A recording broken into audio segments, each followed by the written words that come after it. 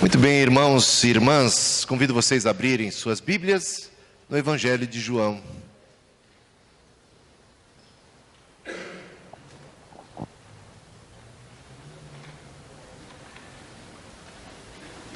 Então abra aí no capítulo 1, Evangelho de João, capítulo 1.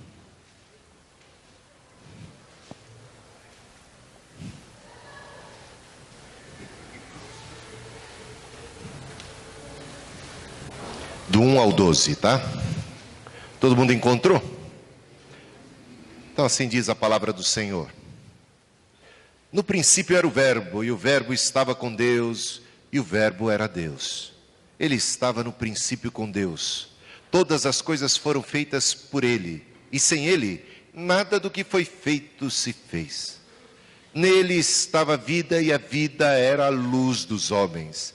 E a luz resplandece nas trevas, e as trevas não a compreenderam. Houve um homem enviado de Deus, cujo nome era João. Ele veio para testemunho, para que testificasse da luz, para que todos crescem por ele. Não era ele a luz, mas veio para que testificasse da luz. Ali estava a luz verdadeira, que alumia todo homem que vem ao mundo. Estava no mundo, e o mundo foi feito por ele, e o mundo não o conheceu. Veio para os que eram seus, e os seus não o receberam. Mas a tantos quantos o receberam, deu-lhes o poder de serem feitos filhos de Deus, a saber, aos que creem no seu nome. Amém? Assim começa o Evangelho. O Evangelho de João, se você observou bem, começa com a mesma expressão do primeiro livro da Bíblia, que é o livro de Gênesis. Como é que começa Gênesis? No princípio. No princípio. E aqui temos o que? O início do Evangelho de João, a mesma expressão. No princípio. E do que fala Gênesis? Da criação, do princípio ou da gênese de todas as coisas. No princípio criou Deus os céus e a terra. E aqui, veja, não é à toa que João está usando a mesma expressão para falar que no princípio, no mesmo princípio, onde estava lá Deus, no Gênesis criando o céu e a terra, nesse mesmo princípio, ele diz, no princípio era o Verbo, o Logos de Deus, Jesus, o Filho de Deus, o Messias esperado. Ele estava com Deus no princípio. Ele nunca foi criado. Ele é o Criador. É o Filho que estava junto com o Pai, participando ativamente da criação. No princípio era Jesus. Já era Jesus. Não já era nesse jeito que a gente fala, já era, né? É que ele já existia, ele é pré-existente, ele é antes de tudo, estava com Deus. Houve uma época em que só Deus existia, e nessa época Jesus estava com o Pai, e lá também estava o Espírito Santo. Eram três pessoas numa única divindade, da mesma essência, Deus, Pai, Filho e Espírito Santo, de modo que em Deus sempre houve o amor, de modo que Deus sempre foi autossuficiente, até nisto, até no amor, porque havia comunhão, havia relacionamento, havia plenitude, havia unidade, havia entendimento, havia acordo, havia amor. Em Deus, Pai, Filho e Espírito Santo em perfeita harmonia. Um mistério tão grande para nós, que sabemos que existe um único Deus. Mas sabemos que existe o Pai, o Filho e o Espírito Santo, e eles não são três deuses diferentes, são um único Deus. A unidade, o amor, a comunhão. Quando Deus cria qualquer coisa, Ele não criou por necessidade, não criou por uma carência, porque Deus já vivia em plenitude virtude, em amor, em gozo. Deus é autossuficiente. Deus não precisa de ninguém. Então por que Ele criou? Porque Ele é generoso. A maior expressão que temos, a melhor definição para Deus é amor. Cantamos tanto hoje sobre o amor de Deus. Falamos sobre o amor de Deus através da celebração da ceia. O amor de Deus é a sua tônica, a essência maior do seu caráter. Deus é amor. Deus é amor. Ele ama. E porque Ele é amor, Ele é generoso. E na sua generosidade, quis Ele compartilhar de si mesmo, compartilhar da sua comunhão. E Ele começou a criar todo o universo. E lá estava Jesus. No princípio era o Verbo estava com Deus e o Verbo era Deus. Todas as coisas foram feitas por Ele, Jesus. E sem Ele nada do que foi feito se fez. E sabemos lá em Gênesis que tudo que Deus criou é bom. A cada etapa da criação concluía Deus. Tudo o que Ele contemplava da sua criação tinha sido feito de maneira perfeita, de maneira plena, sem nenhum defeito, sem tirar nem pôr. Assim foi a criação de Deus. Deus não é o autor do pecado. Deus não é o autor de qualquer doença. Deus não é o autor da guerra, da inimizade, dos conflitos. Deus é o autor da beleza. Deus é o autor da vida e não da morte. Deus é o autor de tudo que há de bom e perfeito. Mas quando a gente entra aqui e vê esse evangelho, a gente logo observa que este autor da vida veio ao mundo. O Verbo se fez carne. O Verbo veio, desceu para estar conosco. E o que é que Ele encontrou? Trevas. E aí vem a pergunta, se Deus tudo que fez bem feito, de onde veio o mal? Porque quando eu falo que Ele encontrou trevas, não quer dizer que estava de noite quando Ele chegou. Eu acho que o Natal era de noite mesmo, né? Mas tinha estrela, né? Tinha lua, não é assim, trevas plena. Não é dessa escuridão que estamos falando da escuridão da alma, a escuridão da história, da vergonha da humanidade, das coisas fora de lugar, das coisas fora de ordem. O mundo que rejeita o próprio Cristo. Porque quando você lê, você veja assim, e a luz resplandece, versículo 5, e a luz resplandece nas trevas, e as trevas não a compreenderam.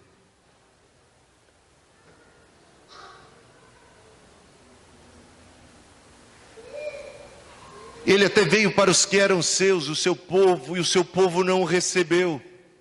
Jesus nasceu como judeu, cumprindo promessas do povo judeu, de profetas judeus, a respeito do Messias que viria, e ele foi rejeitado.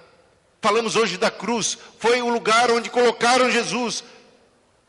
O final da história, digamos, de Jesus em vida, até a sua morte, é um final trágico, de um mundo que o rejeitou.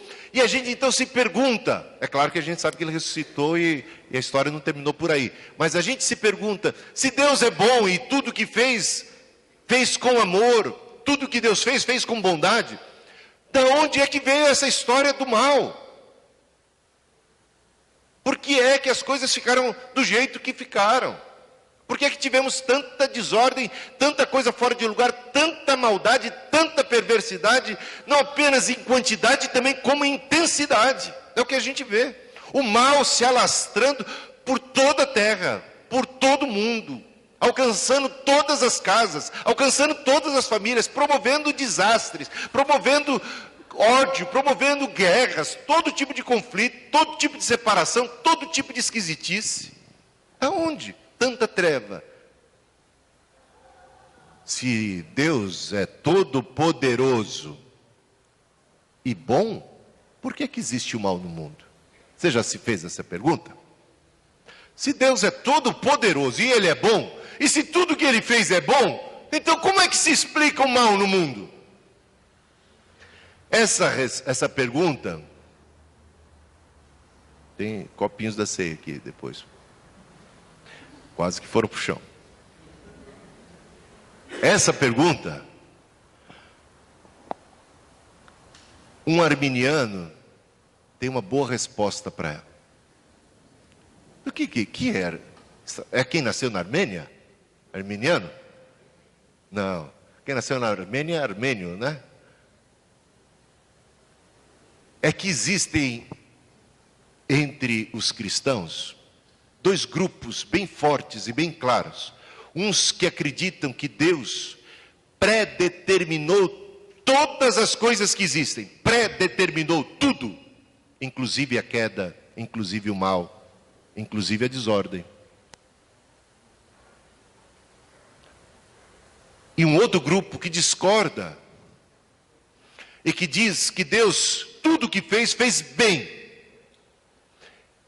Só que Deus concedeu, quis conceder, e aí é que se enquadra esse grupo dos arminianos e os calvinistas, os que acreditam em predestinação determinista de um Deus controlador, exaustivo, manipulador, que orquestra todas as coisas, que é responsável no final das contas por tudo que acontece. Não havendo nada que não tivesse prescrito por Ele mesmo. De uma maneira primária, Deus seria a causa de todas as coisas. Quem disse isso é Calvino. Que Deus é a causa primária de tudo que há. Da guerra, da morte, da pessoa que vai queimar no inferno. Isso entra em choque com a visão arminiana que crê que Deus é amor e que tudo que Deus fez é bom e que Deus não faz nada e nada que Ele tenha feito Ele odeia. Então Deus nunca poderia ter criado um ser para odiá-lo. Todo o propósito de Deus é bom. Tudo que Deus fez, fez bem e com amor. E eu quero então explicar, do ponto de vista arminiano, essa questão. Essa questão que não seria bem explicada, que jamais será bem explicada do ponto de vista calvinista, que é determinista. Por quê? Qual seria a resposta? Ah, não, deve ter um propósito que a gente ainda não compreendeu bem. Tudo no final das contas vai contribuir para a glória de Deus. Mas, vem, acompanha aqui o meu raciocínio, vem comigo. Nós cremos que Deus criou todas as coisas, e que tudo que Deus criou é bom, porque Deus é amor.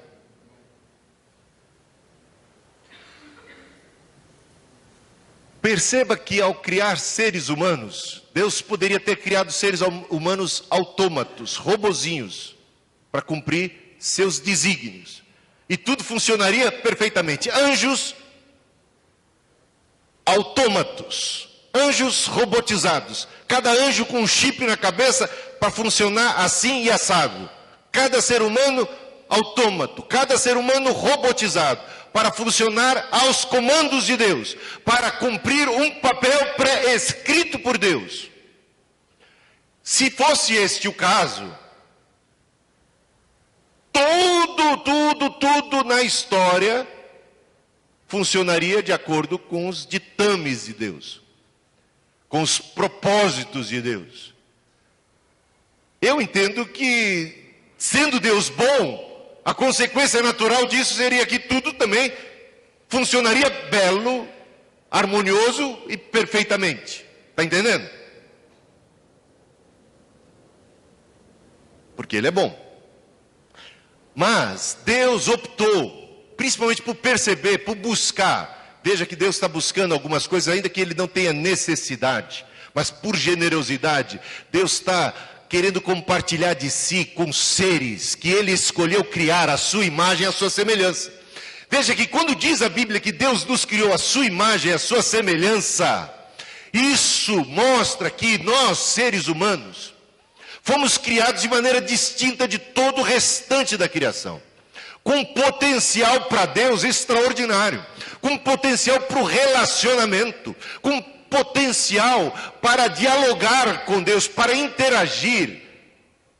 E Deus escolheu criar seres à sua imagem e semelhança e concedeu a eles poderes. Poderes extraordinários como a inteligência. Poderes extraordinários como personalidade.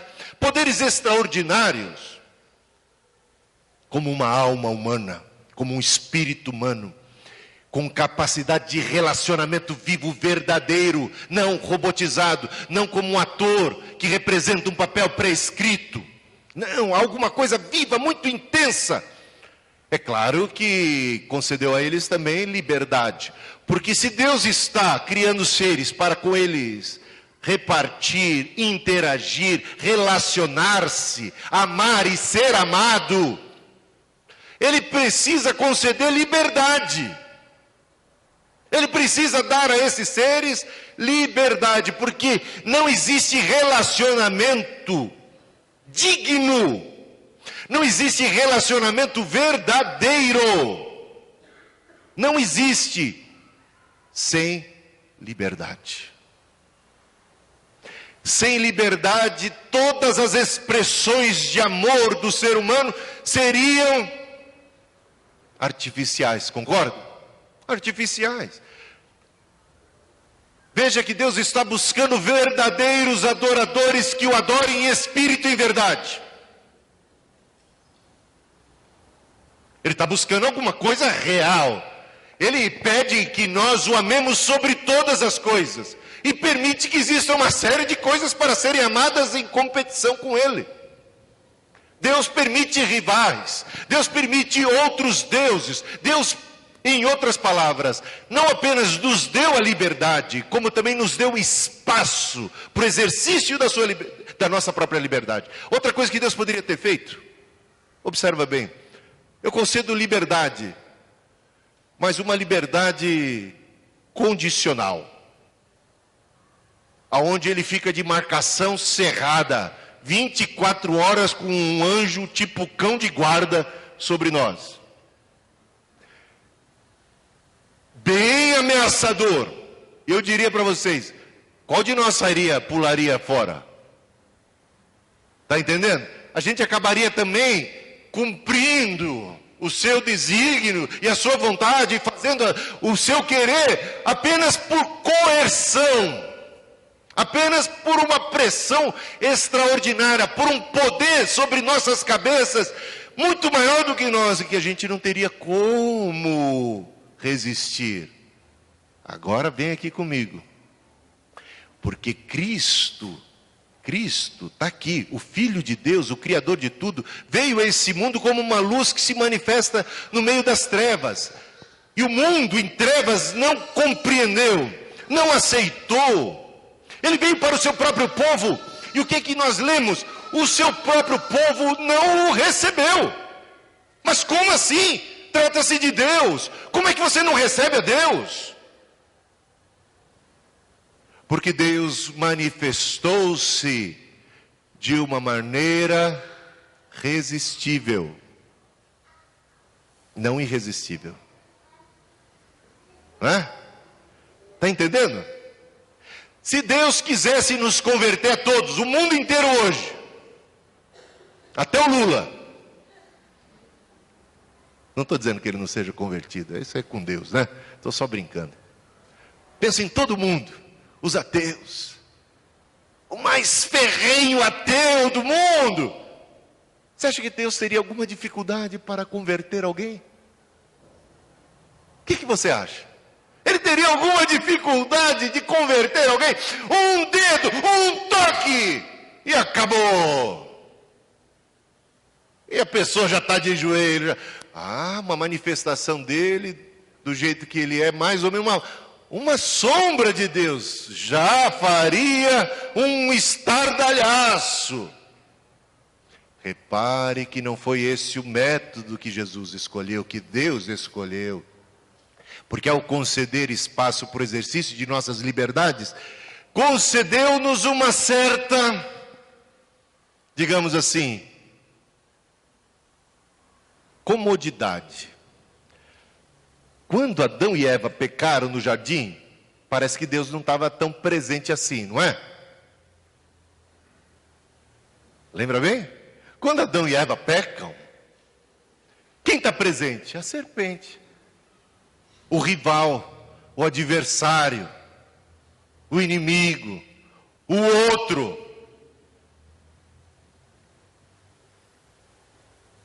Onde é que está Deus?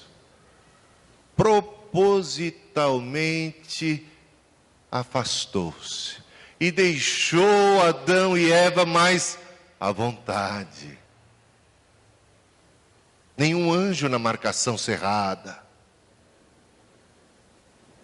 Você bota lá, o Neymar vai jogar, os caras botam uns 2 em cima, marcação cerrada, para não deixar jogar, né?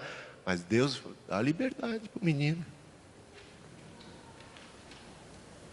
Dá liberdade para Adão, dá liberdade para Eva. Quando eles pecaram, é que Deus se apresenta. Lembra disso? Que Deus vem conversar com eles. É muito interessante você observar isso. E aí eles estão todos meio sem jeito.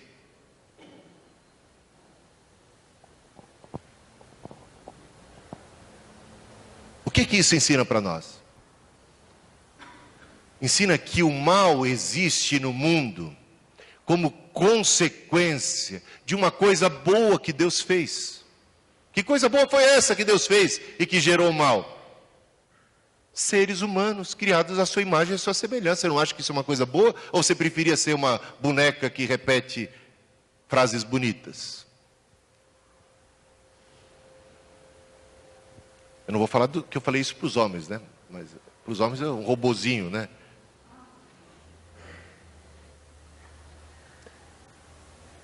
Deus fez tudo perfeito, seres humanos, a sua imagem e a sua semelhança, inteligentes, poderosos, criativos, geniais em muitos sentidos, e com livre arbítrio. Isso é bom! Isso é bom porque agora temos potencial para nos relacionarmos com Deus, para recebermos o seu amor e para amarmos de volta e para amarmos uns aos outros, mas só que quem é livre para amar, não pode ser só livre para amar.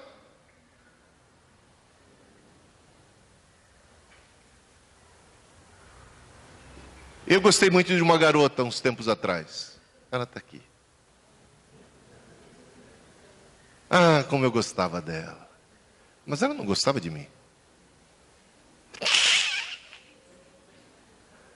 Aí o que eu vou fazer?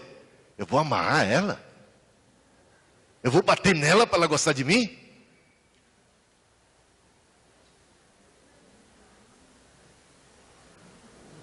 E se eu desse choque nela para ela dizer que me ama? Eu me sentiria muito lisonjeado com esse amor? No final das contas?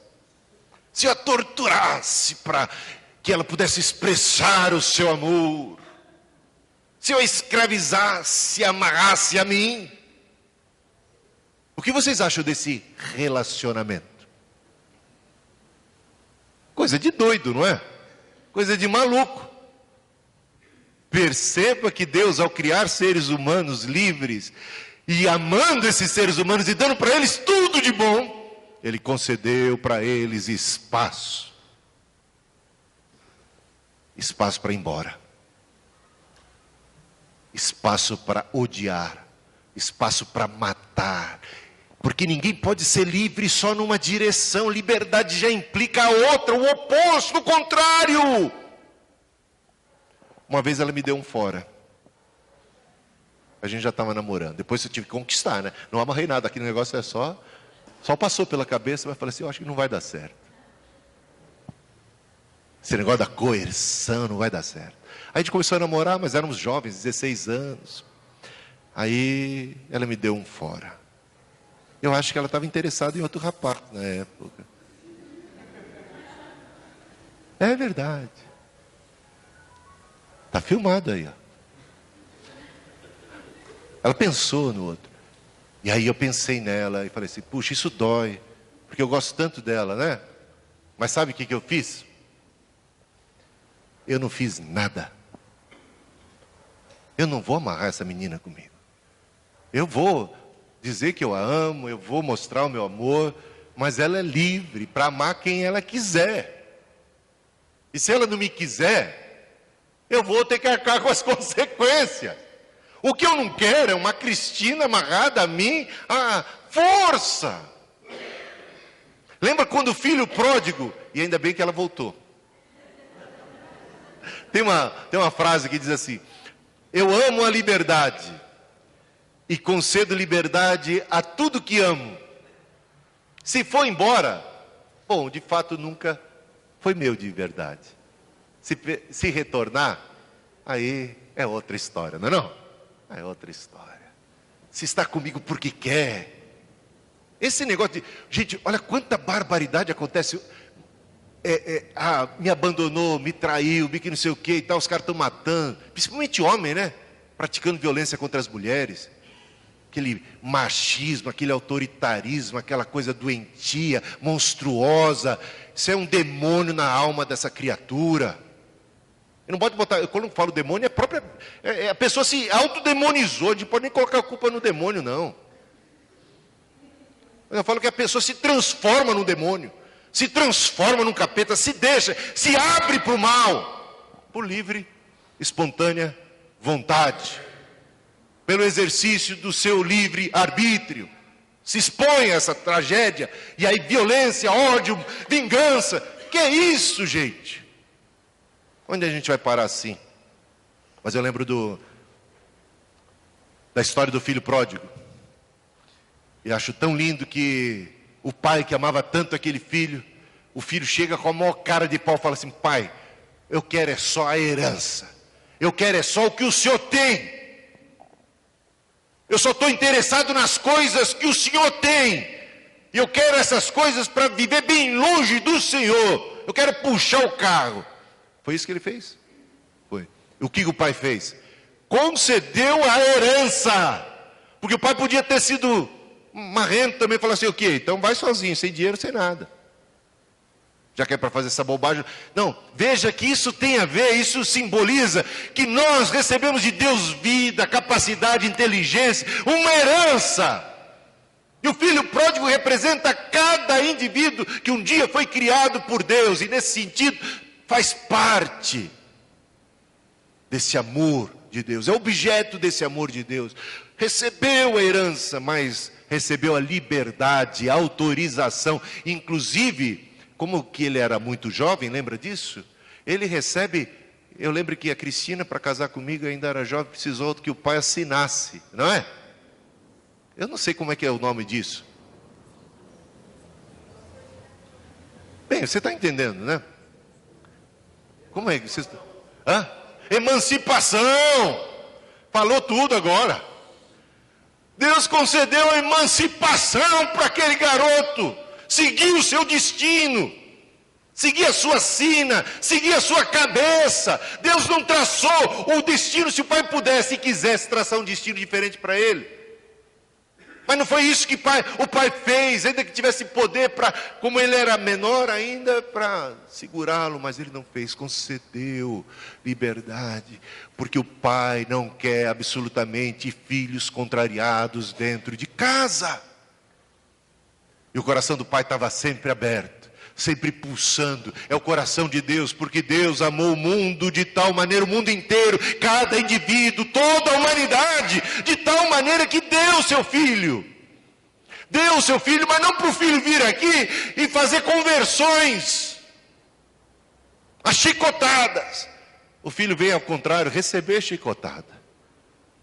O filho não vem para nos vencer, para dobrar a nossa vontade, para curvar a nossa vontade, para vergar a nossa vontade.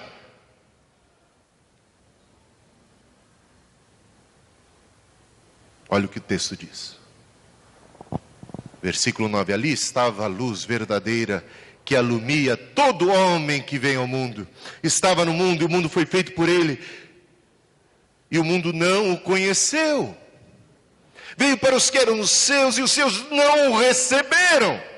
Mas a tantos quantos o receberem, Deus deu-lhes o poder de serem feitos filhos de Deus. Aí você vai para João capítulo 3. Só vira uma página aí, duas. Você chega lá e diz lá, versículo 18.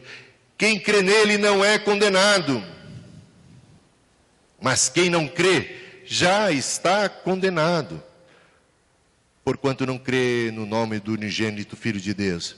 E a condenação é esta, que a luz veio ao mundo, e os homens amaram mais as trevas do que a luz, porque suas obras eram más. Perceba que mais uma vez trata do tema da luz se manifestando e vindo ao mundo, mas vindo ao mundo de uma maneira irresistível.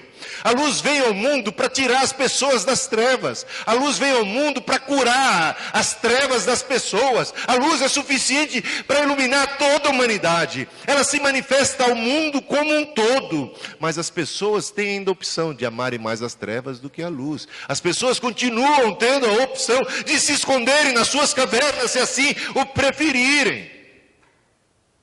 Olha que coisa. Veja que quando Jesus entra como rei em Jerusalém, ele entra montado num jumentinho.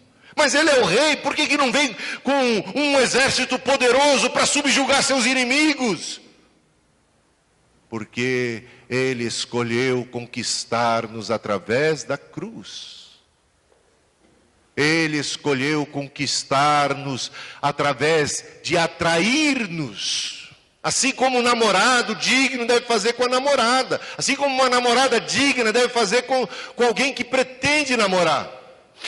Conquistar de maneira digna, e não obrigar, e não coagir, e não forçar a barra, e não criar toda uma série de circunstâncias, de armadilhas até.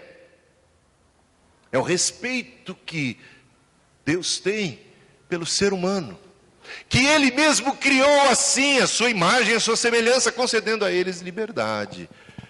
Então, a luz se manifestou ao mundo, mas o mundo não compreendeu. Manifestou-se, e a condenação é essa,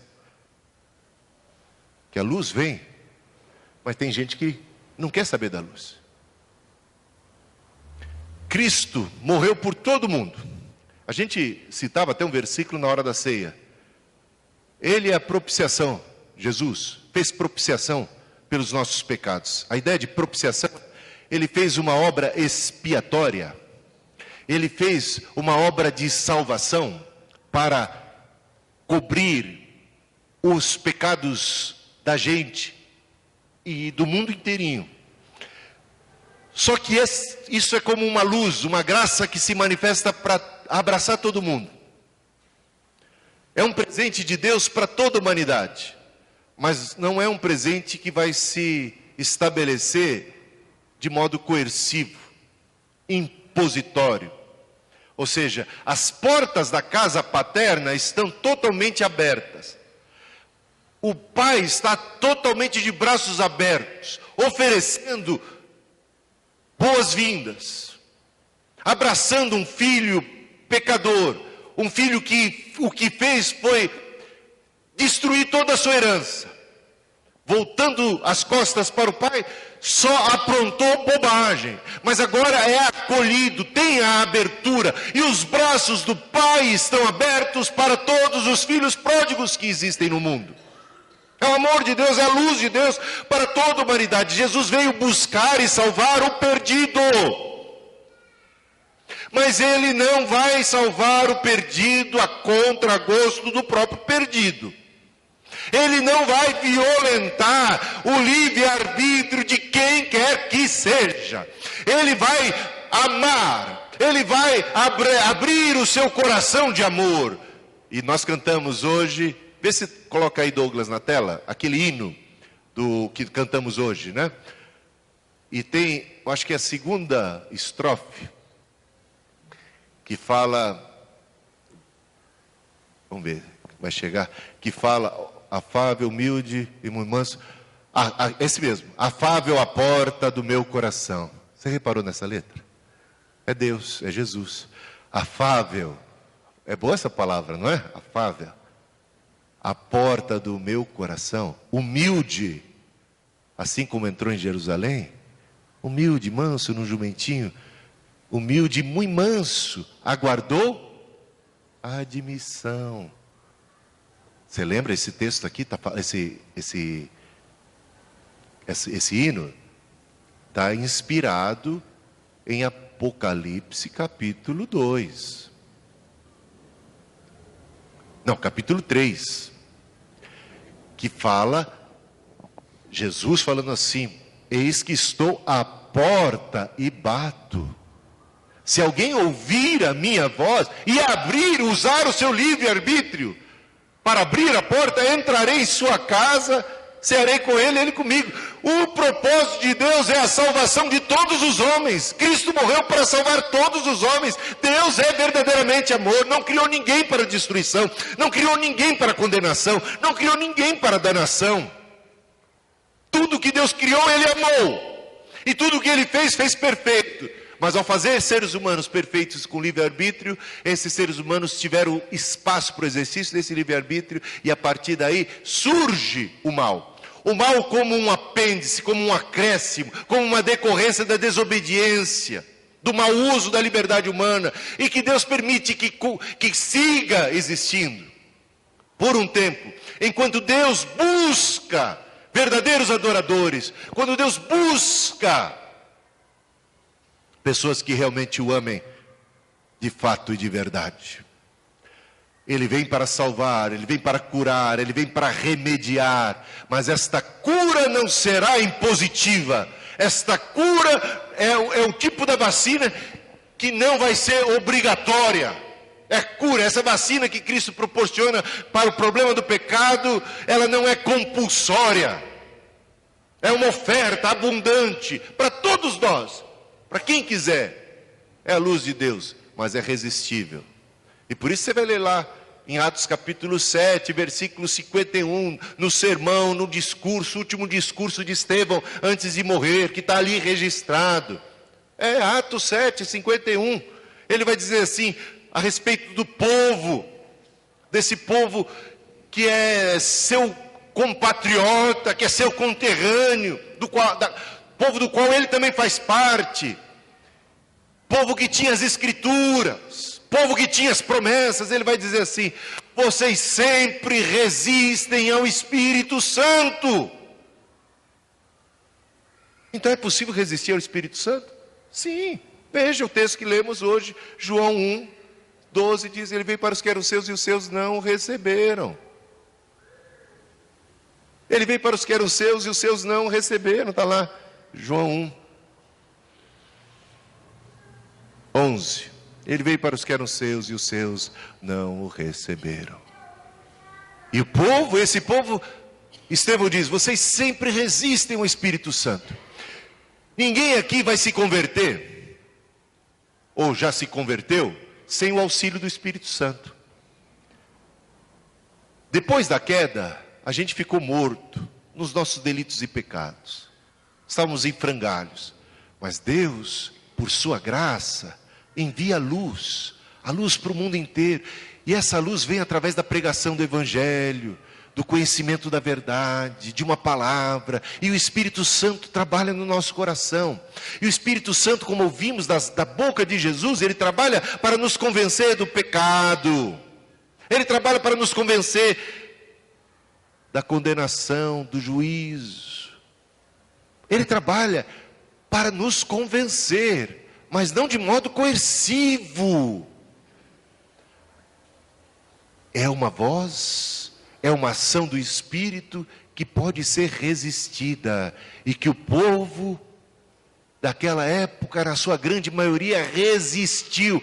Hoje você está ouvindo uma pregação, e certamente numa igreja onde houve cânticos, onde houve a leitura da palavra de Deus, onde houve muitas manifestações da graça divina, muita luz, de repente nesse ambiente, cada um de nós ainda é senhor do nosso próprio destino, só porque Deus permite que sejamos. Ele estende os braços, mas espera que o filho volte por si mesmo. Ele manifesta o seu amor, ele dá o toque do Espírito, porque se aquele filho caiu em si lá, foi por um toque do Espírito Santo. É o Espírito Santo trabalhando na nossa alma. Quantas vezes o Espírito não nos fala, e de repente a gente se fecha para Ele. Eis que estou à porta e bato. De maneira afável, de maneira meiga, mansa, de maneira humilde, como entrou em Jerusalém, como ele entra nesse mundo como luz e que de repente não é compreendida. Não é um tipo de luz que sufoca o nosso livre-arbítrio, que se impõe sobre nós, sob o peso da sua força. É uma luz benigna, é uma luz maravilhosa, é uma luz meiga. Sabe o que disse Jesus? Ainda aqui no livro de João, ele diz assim: quando o Filho do Homem for levantado, ele diz, atrairei muitos a mim. Ele falava de si mesmo, e ele estava falando da cruz. Quando Jesus foi levantado na cruz, ele morreu pelos nossos pecados. Ali ele mostrou o justo Filho de Deus sacrificando-se para te salvar, para salvar você. É este o sinal de Deus. É esta grande força de persuasão divina. Maior força que essa não haverá. Ela pode ser resistida. Pensa bem. Tem você feito um bom uso do seu livre-arbítrio? Tem você acolhido a luz de Deus? Tem você abraçado a Cristo e a sua palavra? Porque cantamos hoje muito sobre o amor de Deus. E a pergunta é, e nós o amamos? Jesus disse, aquele que tem os meus mandamentos e os guarda, esse é o que me ama. Se vocês ouvem estas coisas, bem-aventurados vocês são, se vocês a praticam. E esta prática Deus espera que aconteça de modo espontâneo em nós. Há muitos concorrentes, há muitos deuses, há muitas vozes, há muita coisa apelando para os nossos instintos mais primitivos, apelando a muitos rivais. Como na época que eu conheci a Cristina, tinha gente afim dela. E se não tivesse, eu ia ficar preocupado. Talvez eu não tivesse tão bom gosto assim, não é? Tem que ter. E eu nunca amaldiçoei os que gostaram da Cristina. Eu acho que eles tinham bom gosto mesmo. Deus está permitindo que nós tenhamos inúmeras oportunidades, inúmeras opções, para que a nossa escolha seja verdadeira. E Ele não nos deixa só, Ele nos impulsiona, dá o toque do Espírito. O Espírito fala com você inúmeras vezes, mesmo antes de vir aqui, em tantas ocasiões. É o Espírito, é a voz de Deus te atraindo, é a mensagem da cruz, é o Cristo que tudo fez por você, mas quer que você, por livre e espontânea vontade, seja amigo dele, queira e prefira ele do que todos os deuses, que o ame acima de todas as coisas. Veio para os que eram seus, os seus não o receberam, mas houve quem o recebesse. Houve, mesmo no meio do seu povo, um tal de Pedro, um tal de João que escreveu esse evangelho. A tantos quantos o receberem, Deus deu-lhes o poder de serem feitos filhos de Deus.